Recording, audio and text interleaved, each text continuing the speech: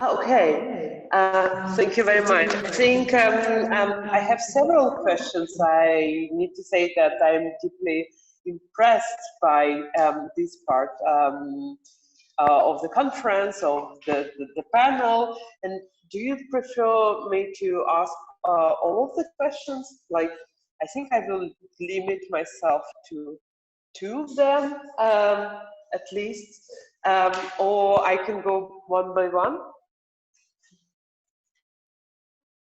I don't know. Let's go one by one so that we can all discuss and then mix everything together. Yeah, okay. Then that is really great. Then I have a joint question for you, Ebru, and for Bagger. And the question is inspired by a quotation you brought from Daniel Bell. And I was also thinking about this kind of cohort of thinkers, and also some concepts. Well, Daniel Bell is a bit earlier than that, I guess, but some theories of 80s and 90s actually came to my mind. Like, I was thinking about David Harvey, I was thinking about Ulrich Beck and Bontomsky and Capello. And so the term I was particularly thinking about is risk society. And well, I see certain parallels between these ideas of no future and this risk society we're falling into. Because I think both of the line of thought, they're trying to depict some radical changes, but the question is actually, what do you think about it? And if you agree with my suggestion, that actually we have this saying about no future for many things. We are actually a bit more optimistic than these thinkers. Because like it's just like also Bagger's phrase about like we are in the worst condition inspired me too, because like I don't know if you're familiar with the fact that actually recently it was another research of Mariana Trench made, and actually they found the bottom of Mariana Trench. And I think it goes so well with where we are now in the current moment. So with me saying that no future probably, so my statement is also paradoxically, I mean, it's so dark, it's gonna be light. So yeah, I would just probably my remark is about drawing some parallels between our no future or high risk thinking or future concerns thinking. Yeah, so anyway, yeah, many thanks for your talks. I was really impressed. Thanks for participating. Thank you. Let me begin by saying thank you. It's a very fruitful question, I think. Maybe I can try to answer briefly at three levels. First of all, I totally agree with you. I mean, the pessimistic theorists of the 80s and the 90s are back, yes. But I made that quotation for a specific reason, so that we can work on creating other possibilities within the current conditions, so that we can have the power.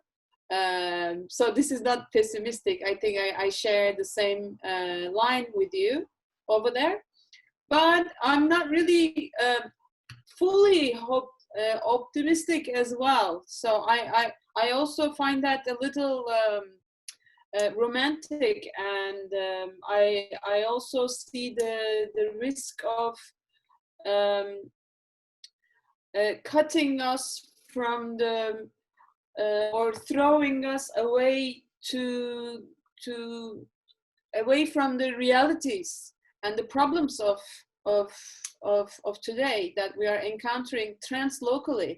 What I mean by translocally is that, for instance, some people are experiencing I don't know, deforestation problem because of this huge mining companies in, for instance, in one village of Turkey, and we see the similar problems shared by in different parts of the world, sometimes by similar companies. And so that we may, my suggestion was to, if we can explore what kind of tactics are these institutions and power authorities are hiding and whitewashing, so that we can reappropriate them for another purpose, for creating, for revealing them, first of all, for revealing the what they are doing and how they are doing, and perhaps reusing them for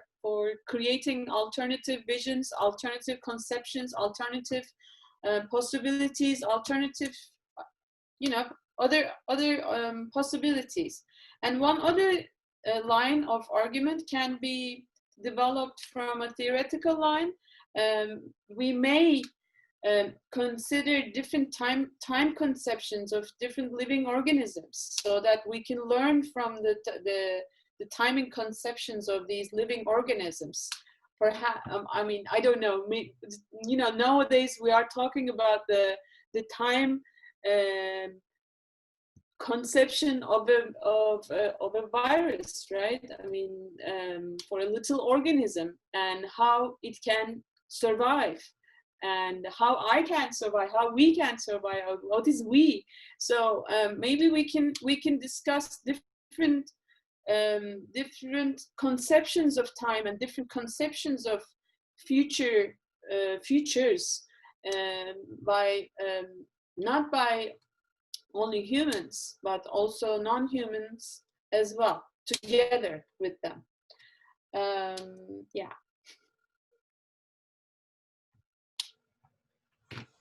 Thank you. I just was about to ask, like, if you want to add something, but you started already. Yes. Sorry.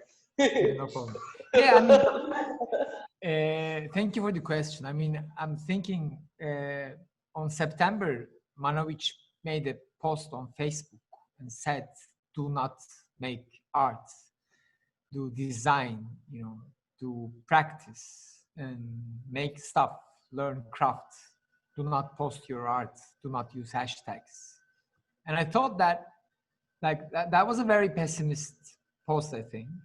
And I was thinking, I mean, it's an optimist in another way. I mean, it's hard to understand the perspective there. If art is about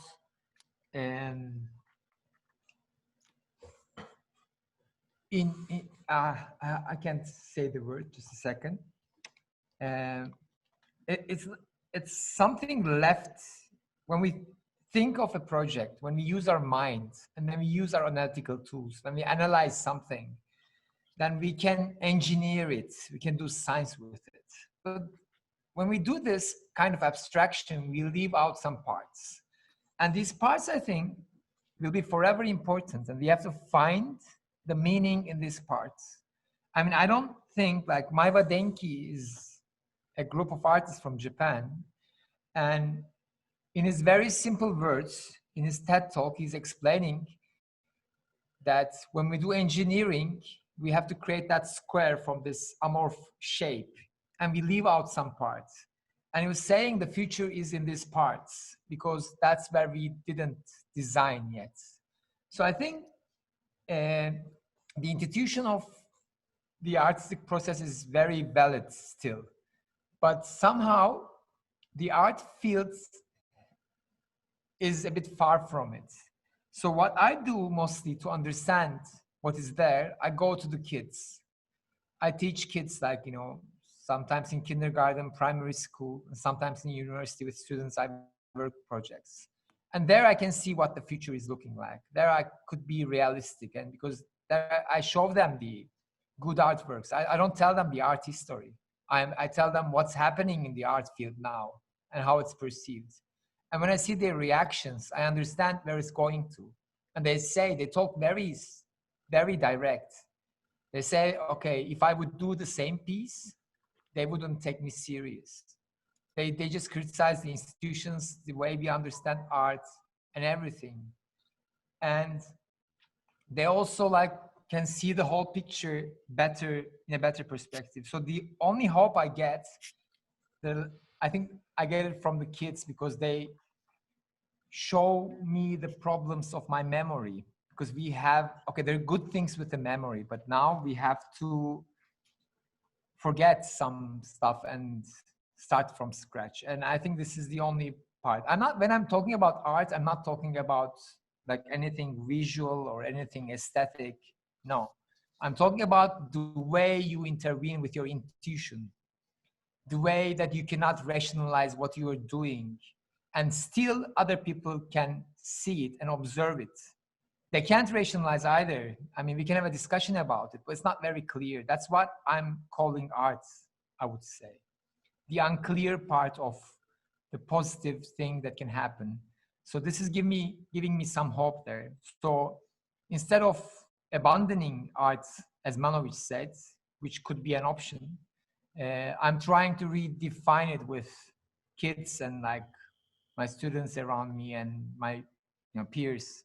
This is the approach. I think this is the only hope in there, and it's fun because then you don't have anything to lose, and you don't have to read that old books, or like you can at least share some of the books. Some can read and we can talk about it. Yeah, I hope I could answer it.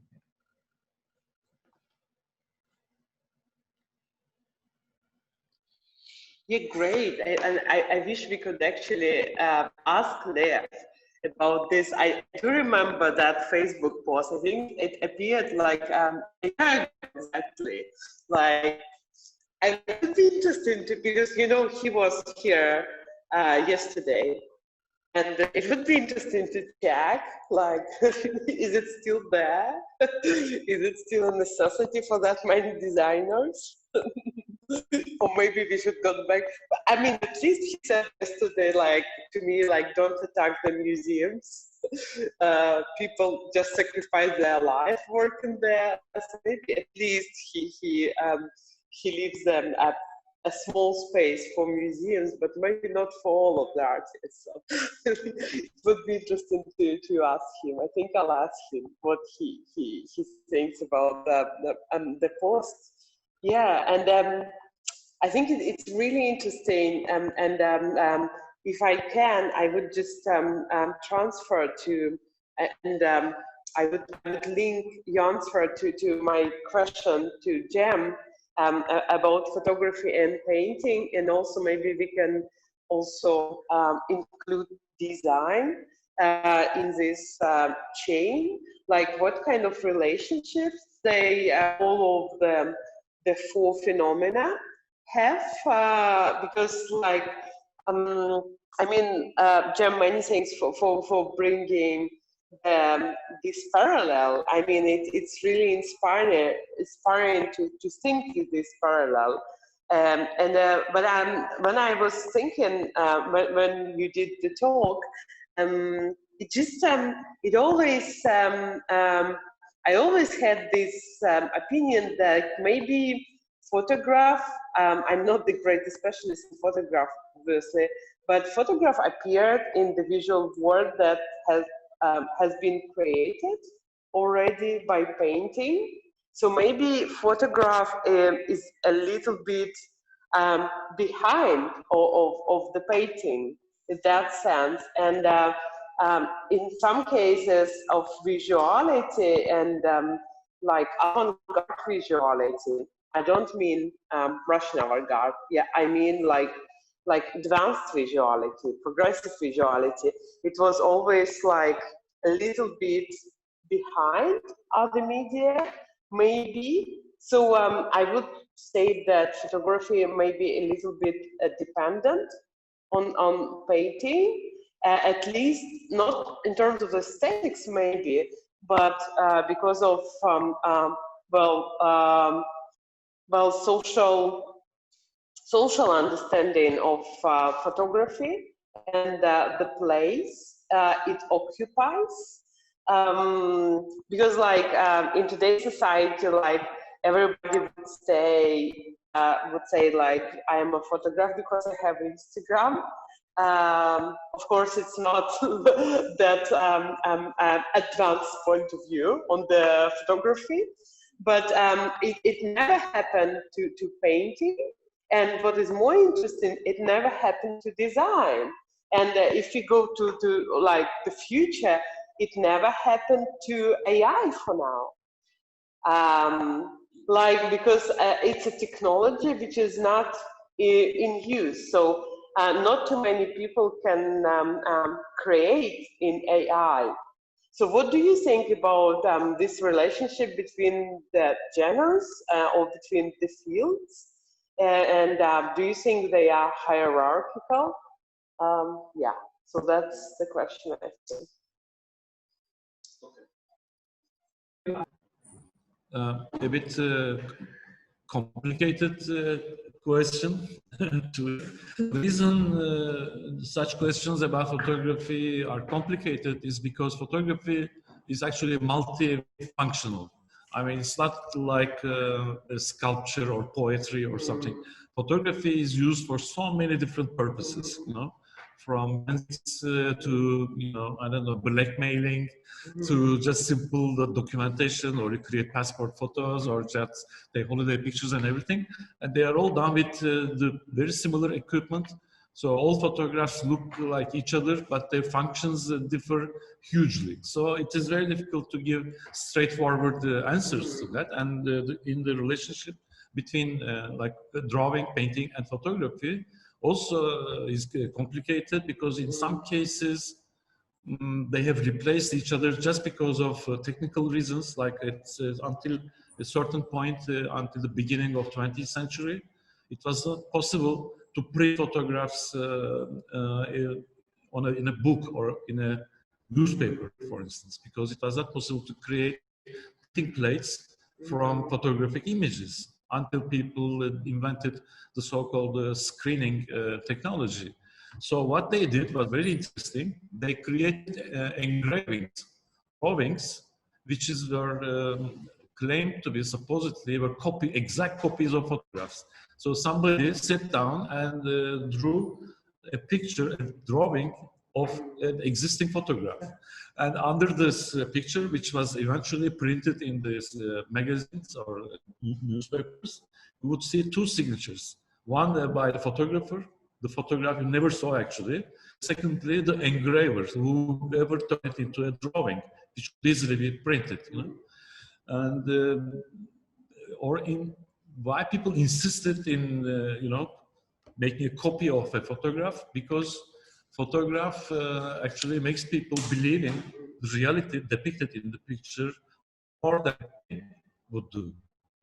So, but then, like when you look at drawings by Otto Dix, for instance, they are after all drawings, but they are so real in a sense, and you have I mean, no doubt that, you know, this actually happened during the war. So,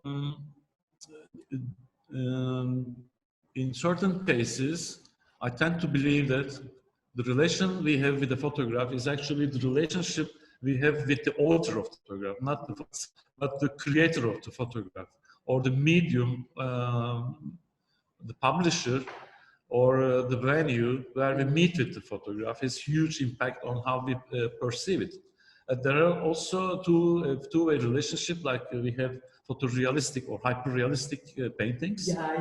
So which is exactly the other way around. I mean, you can look at pictures. We have a lot of very important painters in Turkey, like Nur Koçak or Özdemir Altan, who has practiced this, and also like Chuck Close, obviously, and maybe the Austrian artist, painter, and photographer, just will come back to me in a moment anyway. So it is an interesting question to ask. I mean, why would a painter draw a painting which looks exactly like a photograph. No? So it's probably trying to borrow the relationship we have in daily life with a picture, which is built up through mediums like Instagram or holiday snapshots and so on. So the interrelations between mediums are actually also related to how we, citizens or simple people have these relationships with these media in daily life. In terms of artificial intelligence, it is used a little bit in photography, of course, not to the extent that they create photographs, but there is face detection and also like facial expression detection in photographs. And in cameras, they don't mean sometimes they use only if they detect that somebody is smiling in the frame. Or for autofocusing, they lock onto a face and then keep following it, so it is like focus tracking. And if you are also going through an archive of photographs, you can also try to identify, search for certain faces or facial expressions. That's also used that way. I think I got a little bit carried away, so I might have, it's relevant. I might not have answered the original question, but that's what made me think. Okay. Yeah. So it is 6:30. Maybe we can take another question. There is one question from the chat, Jan. Maybe I can answer it. Okay, shortly. checking immediately. How do you? Okay, Gözde Güngör asked, "Can you clarify what you mean by irrational art?" It's not like irrational. It's not like things that have been proved to be irrational. It's mostly the blurry parts. It's mostly the unclear parts. I would say not yet rational parts, I would say, is more included in art. Because if it's like, when we do science, it's very important that the experiment could be repeated by anyone. And this is very important in the perspective of science. In art, it's mostly the personal perspective. And if that personal perspective means anything to others, person's perspective, and then we find some blurry zones that we get in common. And these are mostly, when I say intuitional, it's like, I would say not yet rational parts. Like we don't have the tools to make it rational, but we feel like there is something there and it's important. That's what I meant mostly. Thank you. Okay, thank you. And there was one question addressed to me by Ebru. And how do you consider the role of AR, VR, and photogrammetry in instance making of space in photography? Actually, when I said computational photography or meta photography, this was sort of what I was trying to say. Single photographs exhibited or consumed or whatever displayed in the traditional sense, or photo series, or time-lapse photography or animations and so on. These are very simple uses of photography.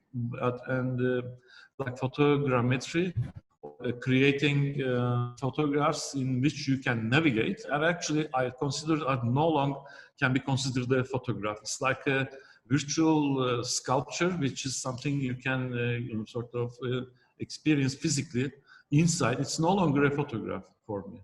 It's something more than a photograph. And like then I teach photography, and sometimes in the first year we see some students, especially in the past, they were saying, I study photography because from there I have to jump into cinematography. And I was saying, no, please don't do that. I mean, directly go to a film school, because this is a completely different way of storytelling. This is a completely different mindset. I would say, photogrammetry or three-dimensional photography experiences, that's also a completely different mindset. I mean, depicting the world using photographs, but creating a three-dimensional space, that's not photography. That's not my job. I mean, I would say that, I'm totally incompetent in that. That's not the way I think, and maybe a sculpture or maybe an animator 3D person would be much better in that, because it's a completely different thing. You might be using photographs as your ingredients, but the result is very far from photography. Thank you. Thank you. I was wondering about this, and it's really, I feel lucky to have your comments on this. Thank you. You're welcome. Thank you for the question. Okay, Gözde Güngör had another question derived from the Manovich post. So I think that's the last question we are going to take. Can we then maybe describe it as not yet institutionalized art, or is it too pessimistic? I read the post by Manovich, and I feel that we usually tend to narrow the definition of what art is. I say, instead of trying to defend the tiny space that is assigned to the artist, in other words, institutions, galleries, etc., we move forward in an offensive mode and occupy the other areas such as the market, etc.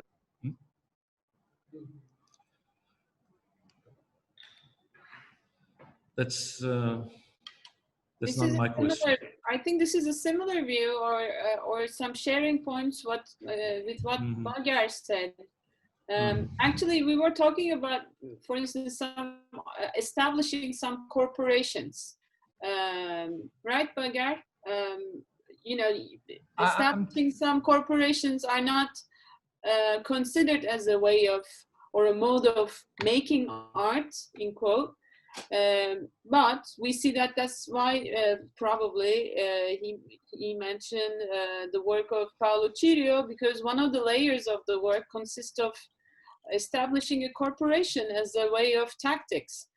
And he subverts and he reuses this tactic to reveal the offshore finance mechanisms that is hidden by the public, from the public.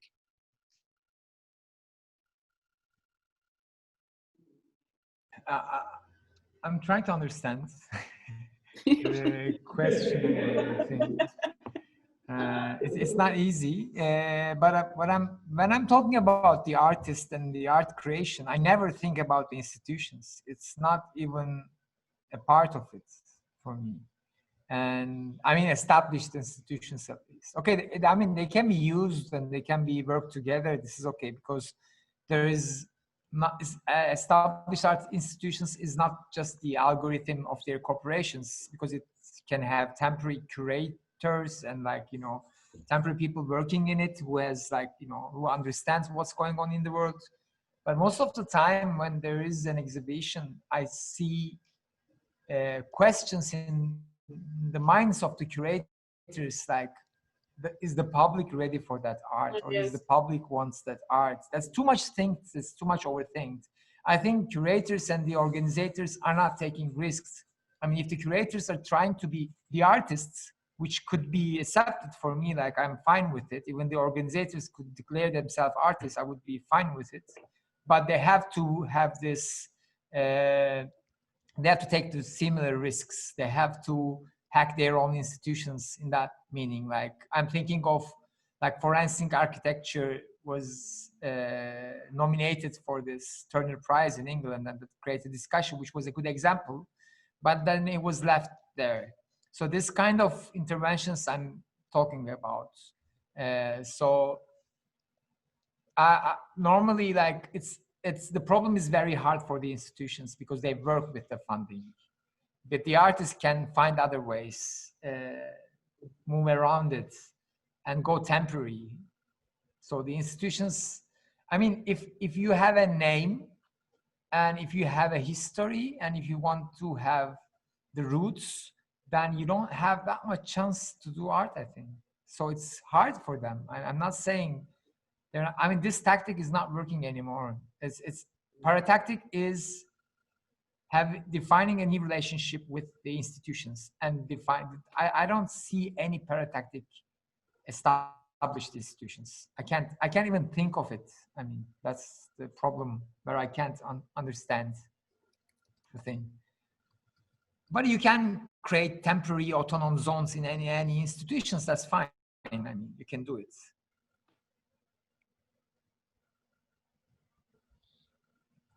Okay. If I may, just have a short comment regarding to what Pagar just said. I guess I completely agree that kind of art institutions, especially established ones, they're not organic environment for the artists. Because like according, like mostly I work in like an ethnographer of art world, and what I see like institutional workers and artists, like first, like in many cases, they're different communities. So they don't spend too much time together.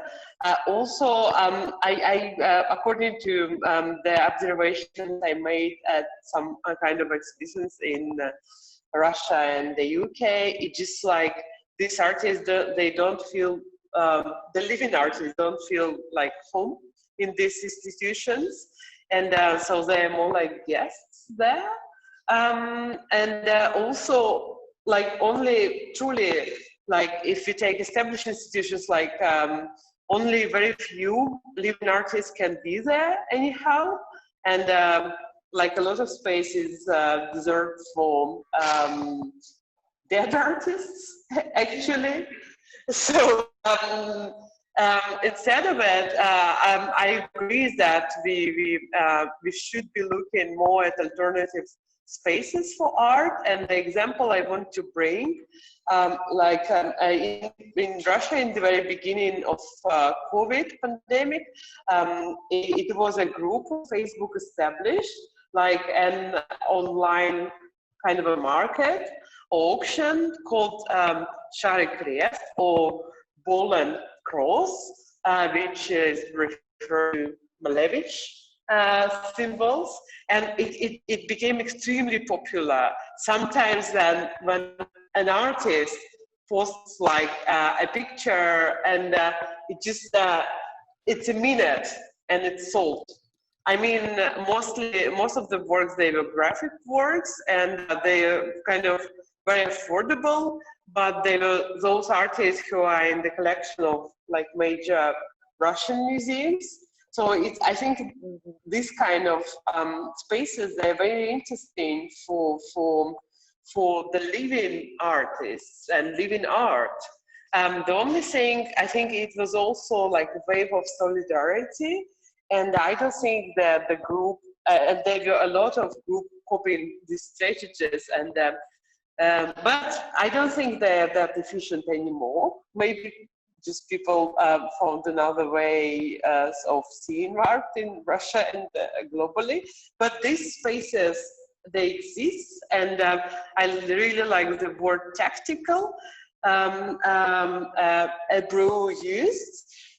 Because like, well, the strategies, they are oriented to the future, if you remember this at all, but tactics, they're temporary, but it doesn't mean they can't be efficient. Yeah, thank you. What do you mean? By tactics and strategies? No, I mean, maybe I misunderstood. You said tactics are temporary, but they are not necessarily efficient. Is that what you said? No. On the contrary. Okay. It doesn't mean they are not efficient. Yeah. Because they are temporary. Okay. Yes, I totally agree. Yes. Exactly. I think what you gave an example of this alive artist and dead artist is a very good example. And we have this a lot in philosophy, also in the field. Like when we talk about philosophy, we don't talk about people alive. We mostly talk about people who are dead, because dead people can be used as a tool to help your own argument, as the dead artist can give you more money, or give you, like, you can subvert what they say. And it's very hard and problematic to work with a living artist. Exactly. So, and then the institution have the same problem. So it's a dead museum if it's working with the dead artists. So I think we have to make this distinguishment. I think this is very important, because if you are working with the dead artists, then you don't know the right living artists. I would say, because there are lots of artists who are already fed with this dead artists and have new things to say on them, and you just don't know them. That's why you're going with a dead artist. I think that's a very good separation. Yeah, thank you. Okay, I think that covers up today's session. I'm afraid we have to finish because some of us are really far away from home and the curfew is coming in a couple of hours, and we need to, I think, go into the Istanbul traffic, the dystopic Istanbul traffic. So any last words, maybe a single word or a phrase can be all right. Yes. Yeah. Let us take this as a way of meeting and sharing our ideas. And I'm really sad that I couldn't participate your talks because of my teaching task yesterday. But let us take this as a way of initiating and sharing and discussing in the coming days, so that maybe we can collaborate in different ways. I mean, so yeah, that's great, Ebru. Like, so if we're gonna have no future, maybe we can have it together. Yeah.